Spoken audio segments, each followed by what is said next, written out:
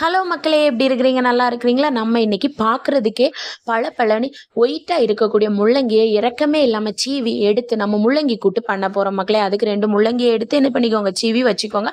அப்புறம் அரை உள்ளி கட் பண்ணிக்கோங்க. அதுக்கப்புறம் ஒரு கருவேப்பிலை, 2 வத்தல், அதுக்கப்புறம் 2 பச்சை மிளகாயும் கட் பண்ணிடுங்க. அதுக்கப்புறம் தேங்காவை கொஞ்சம் துருவி வச்சுக்கோங்க. உப்பு தேவைக்கு போடுறதுக்கு. அதுக்கப்புறம் தேங்காய் எண்ணெய், கடுகு உண்டு காட்ட மறந்துட்டு அது போடுறப்ப பார்த்துக்கோங்க, சரியா? அப்புறம் ஸ்டவ் ஆன் பண்ணி ஸ்டவ் ஆன் பண்ணி பேனை வச்சு பேன் நல்லா சூடான பிறகு தேங்காய் எண்ணெவை ஊற்றணும். தேங்காய் எண்ணெயை ஊற்றிக்கலாம். நீங்கள் வேறு எந்த அக்கா தங்கச்சியும் ஊற்றிக்கலாம். அது உங்கள் விருப்பம். ஆனால் குக்கிங் உள்ளதாக இருக்கணும், டேஸ்டியாக இருக்கணும். அப்புறம் தேங்காய் சூடானோன்னா கடுகு எண்ணெய் அப்படியே யோசிக்காமல் உள்ளே போடுறங்க. அவன் கொஞ்ச நேரம் சத்தம் போடுவான். அப்புறம் பச்சை மிளகையும் உள்ளே போட்டு கொஞ்ச நேரம் கதை விடுங்க. அவங்க 2 கதை விட்டுட்டே இருக்கிறப்போ என்ன பண்ணிடுறோம், கருதபிலையை தூக்கி கொண்டு அவங்க கூடயும் போட்டுற வேண்டியதான். கருதபிலை கொஞ்ச நேரம் சத்தம் போடும். அதுக்கு இவங்களுக்கு கூட பிடிக்காததுனால கொஞ்ச நேரம் சத்தம் போடும். அப்படியே அமைஞ்சிரும். அதுக்கப்புறம் நம்ம உள்ளே கட் பண்ணி வச்சிருக்கோம். உள்ளேயும் பச்சை மிளகையும் போட வேண்டியதான்.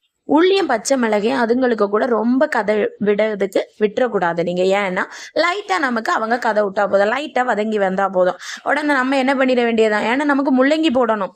முள்ளங்கி போட்டு நல்லா இது வதங்கிட்டுனா முள்ளங்கிக்கு கூட இதாகிறப்ப கரைஞ்சிரும். அதனால லைட்டா வதங்கின பிறகு நம்ம மெயின் சூப்பர் ஸ்டார் யாரு, அழகின் அரசர் முள்ளங்கியை தூக்கி போட்டுற வேண்டியதான்.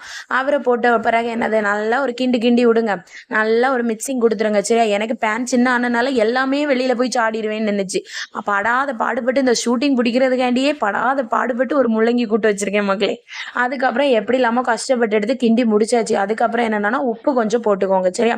உப்பு போட்டு அதையும் ஒரு நல்லா மிக்சிங் பண்ணி வச்சுட்டு என்ன பண்ணிடணும்னா, நீங்க மூடி வைக்கிற ஒரு பாத்திரத்தை வச்சு மூடி வச்சு ஒரு கொஞ்ச நேரம் வேக வச்சணும் லோ ஃப்ளேம்ல. நான் மூடி வைக்கிறத எடுக்குது மறந்து அதான் விஷயம். அப்புறம் கொஞ்ச நேரம் கழிச்சு லைட்டா அரையா வெந்திருக்கும், ரொம்ப வெந்திருக்காது. அதுக்கப்புறம் கொஞ்சம் தண்ணி மேலாப்புல தூவி விட்டுக்கோங்க. கொஞ்சம் ஆட் பண்ணா போதும், ரொம்ப ஆட் பண்ணு. அடுத்து திருப்பியும் லோ ஃப்ளேம்ல வச்சு என்ன பண்ணணும், நீங்க குக் பண்ண வேண்டியது இருக்கும் கொஞ்ச நேரம். அப்பதான் அது நல்லா அந்த தண்ணி ஊறி நல்லா வெந்து வரும். அது உங்களுக்கு வேகலை அப்படின்னு தெரிஞ்சா கொஞ்சம் கூட தண்ணியை தெளிச்சு விட்டுக்கோங்க, சரியா?